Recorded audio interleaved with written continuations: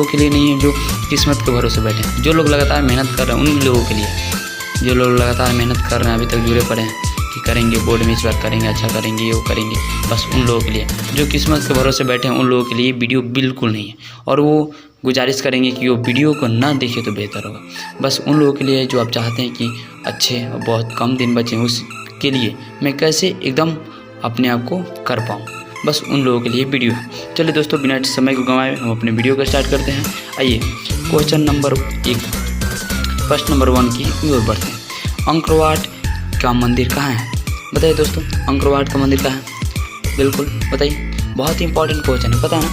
Cambodia. बहुत बढ़िया, option number D is the correct answer, Cambodia. Angkor Wat का मंदिर कहाँ है? कंबोडिया में। बहुत बढ़िया। आते हैं 2 नंबर क्वेश्चन के साथ। निम्नलिखित में कौन सा विनिमय का सर्वोत्तम माध्यम है? निम्नलिखित में कौन सा विनिमय का सबसे सर्वोत्तम माध्यम है? वस्तु, मुद्रा, चमड़ा, इनमें से कोई नहीं। तो हम जानते हैं कि मुद्रा जो है विनिमय का सबसे सर्वोत्तम माध्यम है। सर्वोत्तम माध्यम से आसानी से लेन देन कर सकते हैं। हाँ, बहुत बढ़िया। हिंद चीन पहुँचने वाले प्रथम व्यापारी कौन थे?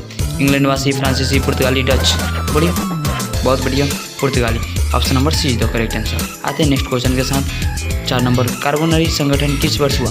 कार्बोनरी संगठन किस वर्ष हुआ था? बड़े दोस्त, जी हाँ, बहुत बढ़िया, आपने सही बताया। 1815 ईस्वी में कार्बोनरी संगठन हुआ था। बहुत बढ़िया। आते हैं नेक्स्ट क्वेश्चन के साथ। बिल्कुल बिल्कुल, नेक्स्ट क्वेश्चन के साथ आते हैं। नेक्स्ट क्वेश्चन क्या है? एड्रियानोपुल की संधि कब हुई थी? एड्रियानोपुल की संधि कब हुई थी? बोलिए।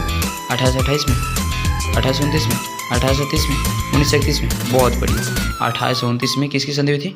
एड्रियानोपुल की संधि हुई थी। बहुत बढ़िया। और ये आप देख लीजिएगा कि किन के बीच हुई थी। बहुत बढ़िया। चलिए आते हैं नेक्स्ट क्वेश्चन के साथ।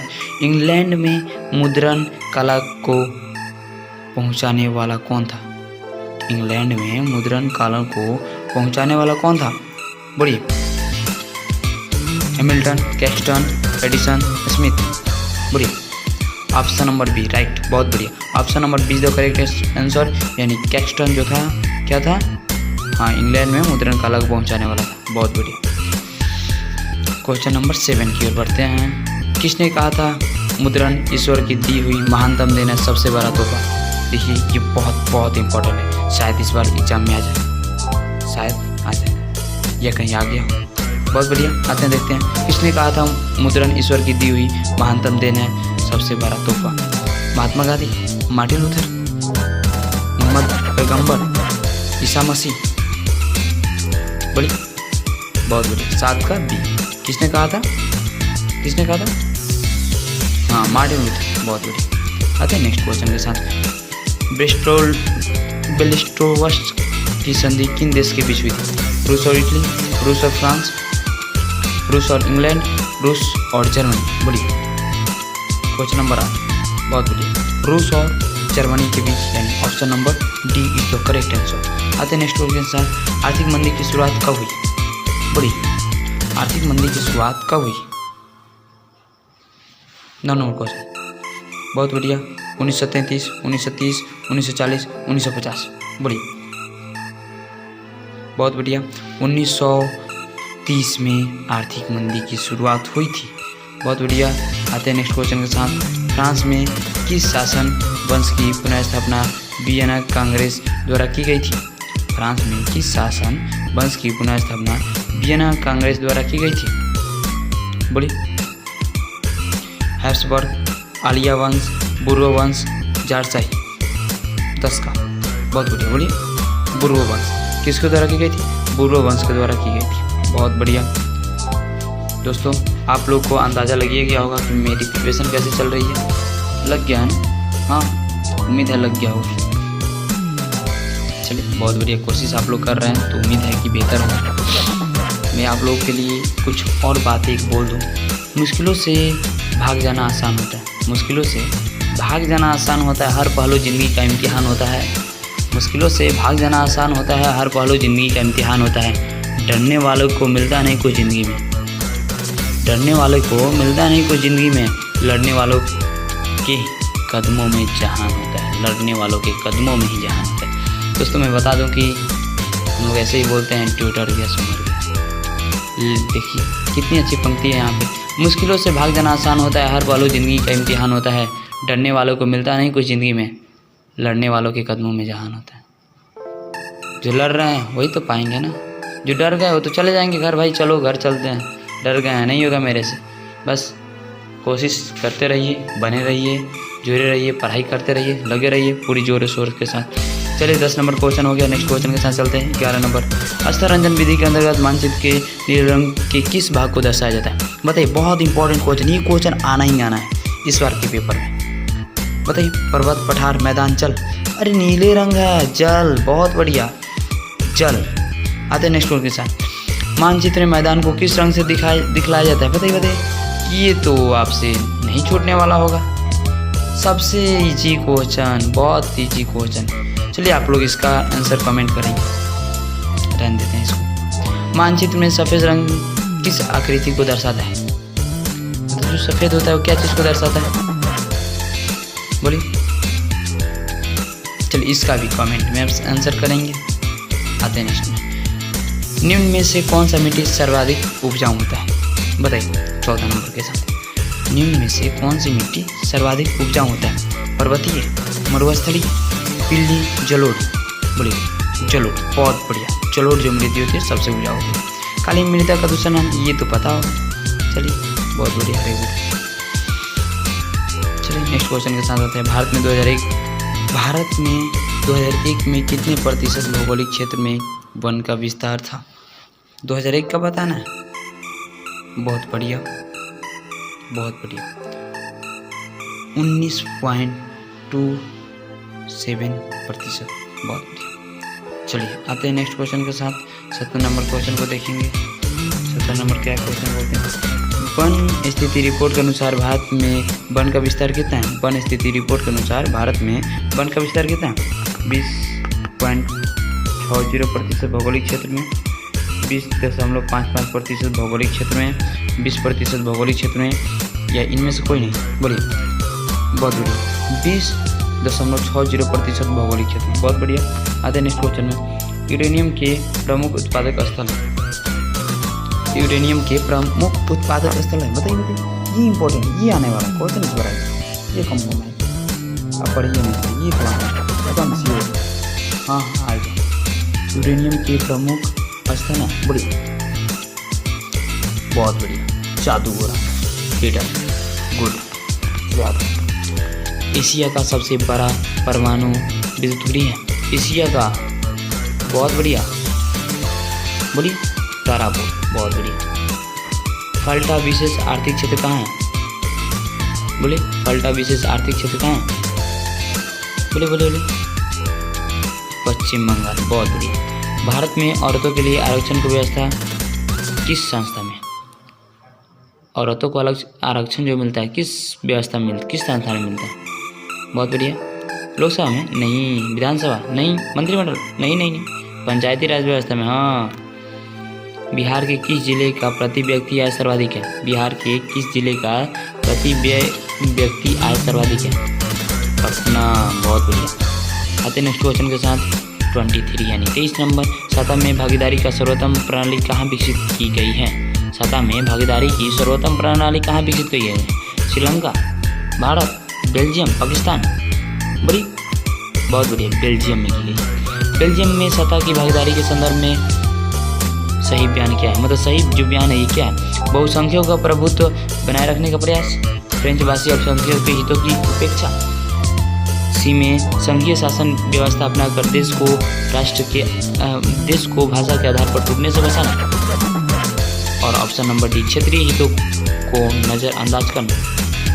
बोलिए, बहुत बढ़िया। बेल्जियम में सतह की भागीदारी के संदर्भ में संघीय शासन व्यवस्था अपनाकर देश को भाषा के आधार पर टूटने से बचाना है। बहुत बढ़िया, option number C is the correct answer. 25। Sri Lanka कब आजाद हुआ था? बोलिए बोलिए बोलिए। हाँ, बहुत बढ़िया, 1948 में। कब आजाद हुआ था? 1948 में। राजनीतिक दल कहाँ से है? अफसरों से नहीं, सेनाओं से? बिल्कुल नहीं, व्यक्तियों से। हाँ, किससे है? व्यक्तियों से, व्यक्तियों के समूह से है। किसके फैसलों में व्यक्तिगत पूर्वाग्रहों की अधिकता रहती है?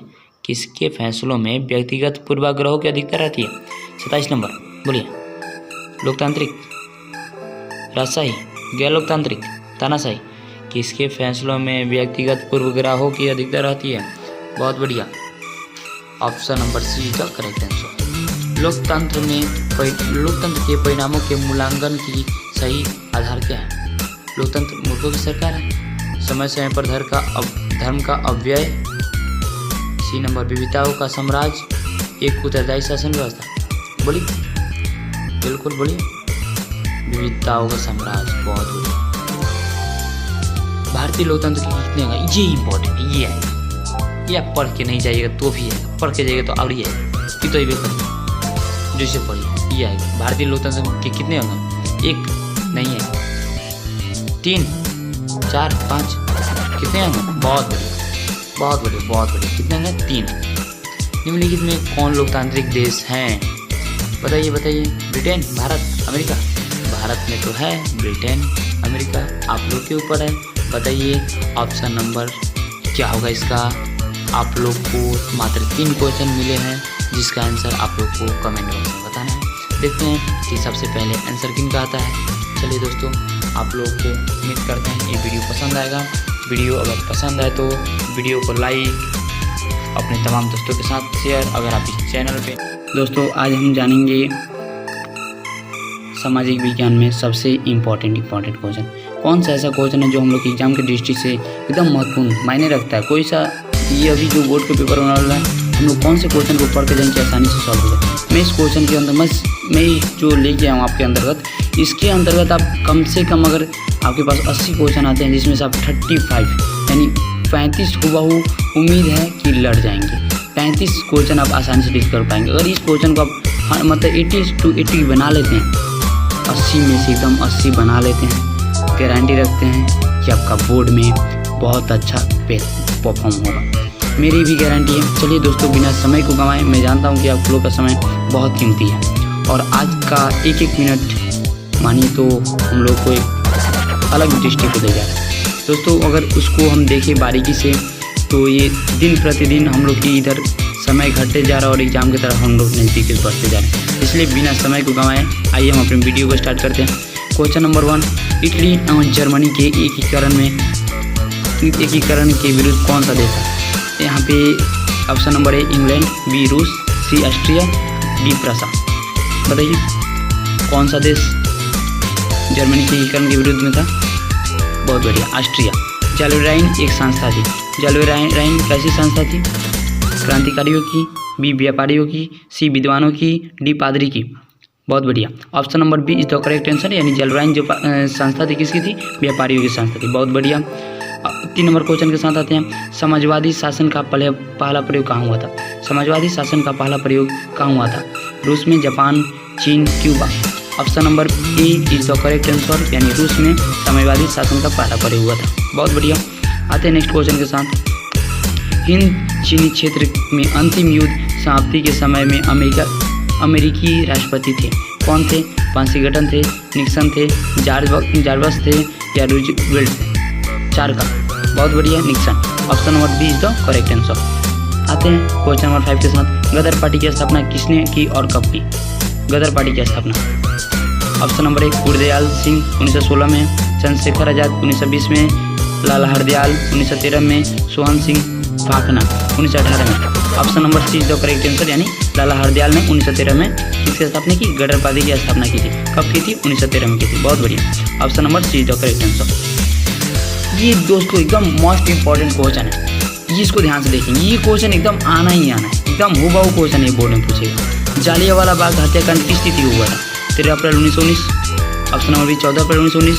ऑप्शन नंबर सी 15 अप्रैल 1919 या ऑप्शन नंबर डी सभी गलत है? बोलिए बोलिए, बहुत बढ़िया, बोलिए। जी हाँ दोस्तों, सही आपने बताया।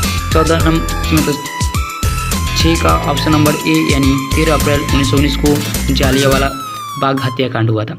आते हैं क्वेश्चन नंबर 7 के साथ। 7 है, एक प्रतियोगी एवं उद्यमी प्रवृत्ति से प्रेरित होकर किस प्रकार की व्यवस्था लागू की गई थी? एक प्रतियोगी एवं उद्यमी प्रवृत्ति से प्रेरित किस प्रकार की व्यवस्था लागू की गई? बोलिए। आपसे जीवन निर्वाह व्यवस्था, ऑप्शन नंबर बी मुद्रा प्रधान अर्थव्यवस्था, ऑप्शन नंबर सी शिथिल अर्थव्यवस्था, ऑप्शन नंबर डी सभी। बोलिए 7 का बी यानी मुद्रा प्रधान अर्थव्यवस्था। बहुत बढ़िया। आते हैं नेक्स्ट क्वेश्चन के साथ 8 नंबर। आधुनिक काल में औद्योगिक इकाई ने किसके स्वरूप को गंभीर रूप से प्रभावित किया? आधुनिक काल में औद्योगिक इकाई ने किसके स्वरूप को गंभीर रूप से प्रभावित किया? ऑप्शन नंबर 1 ग्रामीणकरण को, बी शहरीकरण को, सी कस्बों को, डी बंदरगाह को। 8 का option number B is the correct answer, यानी शहरीकरण को। बहुत बढ़िया। विश्वव्यापी संकट किस वर्ष आरंभ हुआ था? विश्वव्यापी जो संकट था किस वर्ष आरंभ हुआ था? ए 1914, बी 1922, सी 1929, डी 1927।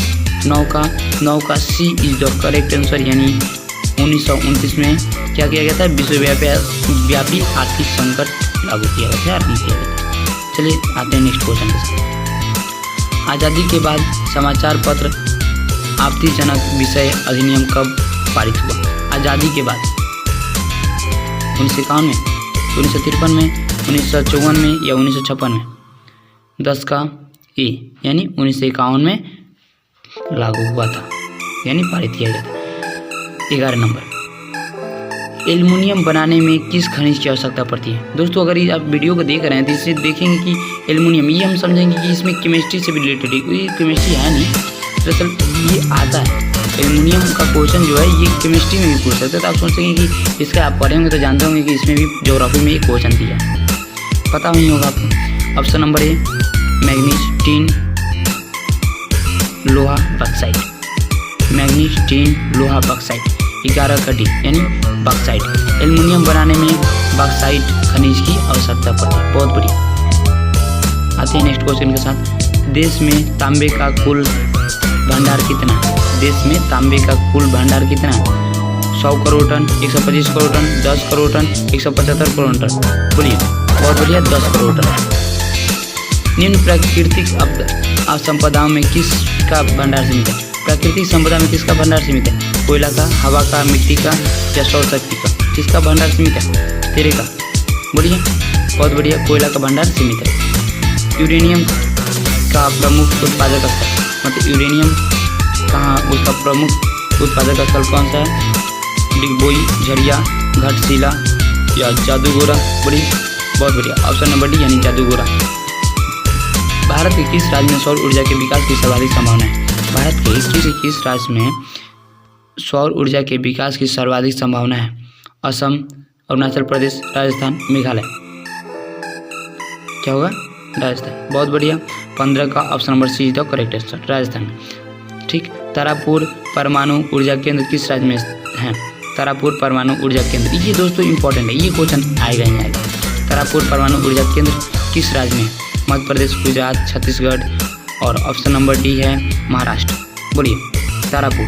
बहुत बढ़िया, option number D is the correct answer, यानी महाराष्ट्र। भारत में सर्वाधिक क्षेत्र पर किस मिट्टी का विस्तार है? भारत में सर्वाधिक क्षेत्र पर किस मिट्टी का विस्तार है? जलोढ़, काली, पर्वतीय, लेटराइट। जलोढ़ मिट्टी की, काली मिट्टी की या पर्वतीय मिट्टी की, लेटराइट मिट्टी की? 17 का option number is the correct answer, यानी जलोढ़ मिट्टी की विस्तार है। किसका कथन है? संसाधन होता नहीं, बना करते हैं या बनते हैं? ये तो पता है, ये ज्योग्राफी का फर्स्ट लेसन का फर्स्ट पेज का एक क्वेश्चन है, इंपॉर्टेंट है जीएमआर में। चलिए तो पता ही होगा सबको। कोसी नदी घाटी परियोजना कब प्रारंभ किया था? ये भी आप लोगों को पता होगा कब किया गया था? 1955 में। बहुत बढ़िया।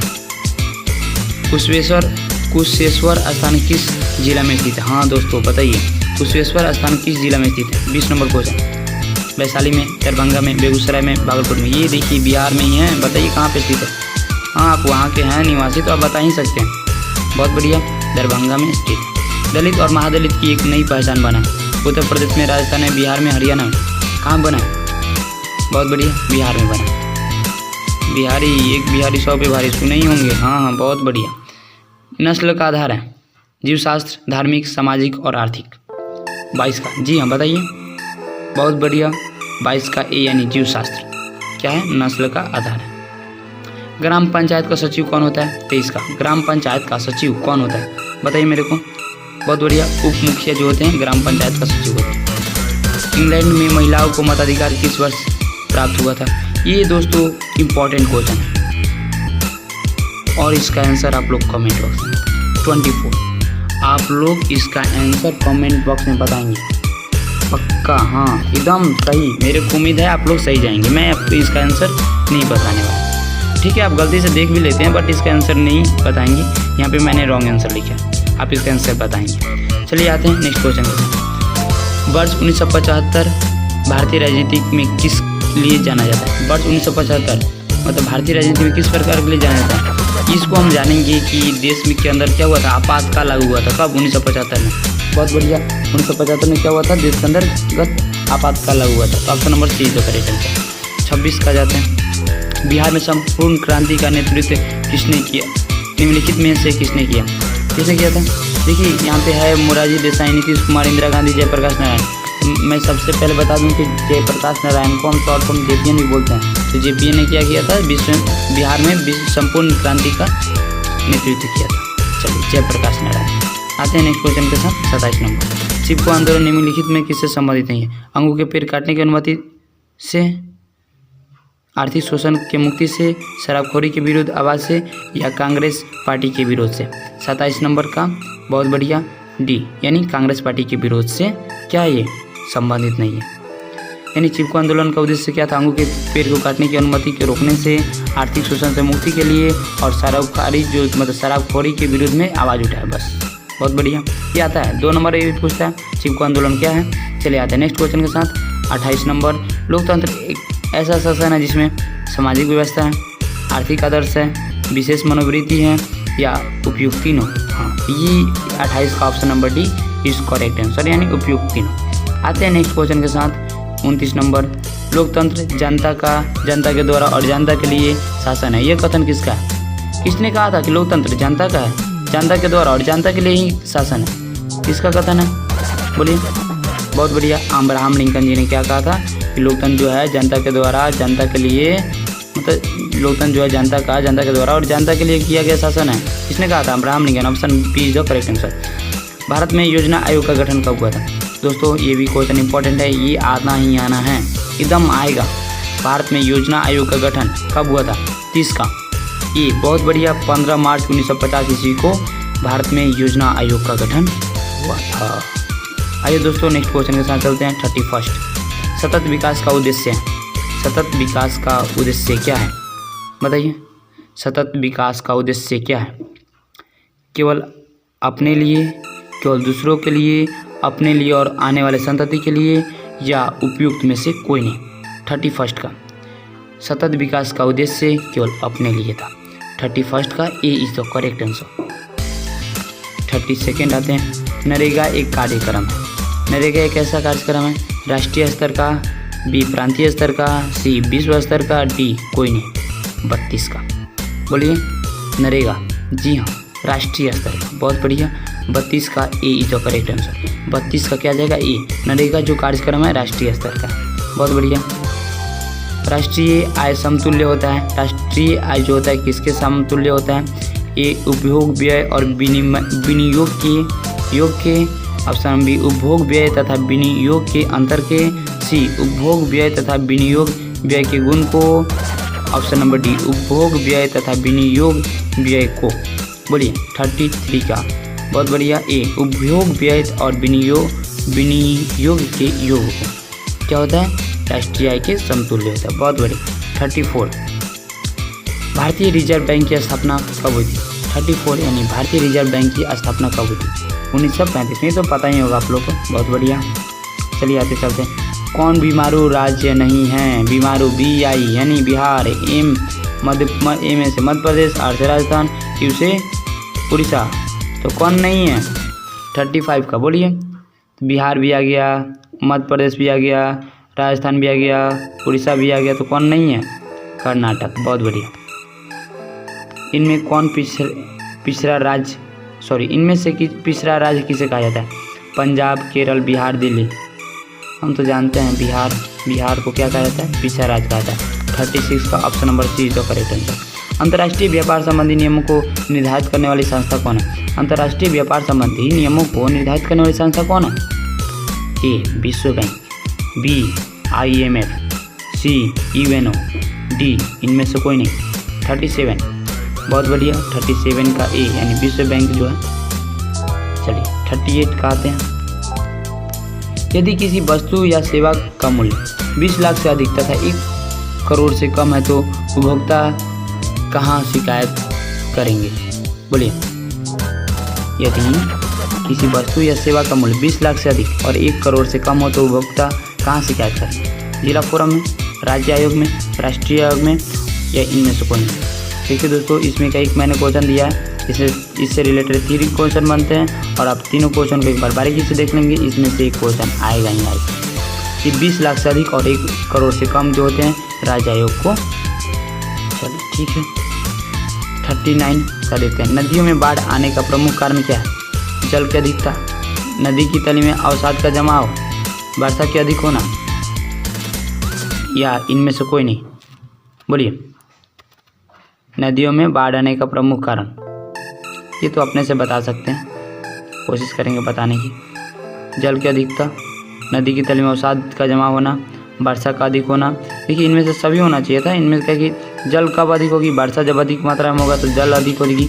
और नदी की तली में, जब नदी में बीचों बीच क्या हो जाते हैं, पूरे कंकर और साथ जम जाते हैं तो क्या होता है, पानी बहाव ऊपर होने लगता है, जिसके कारण क्या होती है, बाढ़ की संभावना होने लगती है। चलिए इसके ऑप्शन पे गौर नहीं करेंगे, इसको रहने दे, ऐसे ही कर लेंगे। जल की अधिकता कब होगी?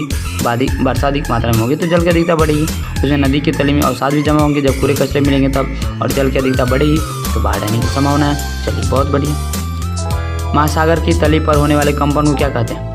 महासागर की तली पर जो कंपन होते हैं उसको क्या कहते हैं? भूकंप, चक्रवात, सुनामी या इनमें से कोई नहीं। बोलिए, बहुत बढ़िया। महासागर की तली पर होने वाले कंपन को हम सुनामी कहते हैं। सुनामी, हाँ सुनामी कहते हैं। क्या बोलते हैं? सुनामी। बहुत बढ़िया। चलिए दोस्तों, उम्मीद करते हैं आपको ये वीडियो पसंद आया हो, और वीडियो पसंद आया हो तो अपने तमाम दोस्तों के साथ वीडियो को शेयर करेंगे, वीडियो को लाइक करेंगे। अगर आप इस और साथ में बस नहीं बोलेंगे। चलिए दोस्तों, आप लोग अपनी कोशिश बनाए रखिए और उम्मीद करते हैं आप लोग का प्रिपरेशन अच्छा गया होगा। और अगर आप लोग इसको किए हैं तो आप बता दीजिएगा कि मेरे को कमेंट बॉक्स में कि 40 में आपका आंसर कितना जा रहा है। उसके हिसाब से आपको आइडिया लगा कि मेरा परफॉर्मेंस, मतलब एग्ज़ाम के जो तैयारी चल रही है वो कैसी चल रही है। तब तक के लिए मिलते हैं अगले वीडियो में। तब तक के लिए दोस्तों, जय हिंद।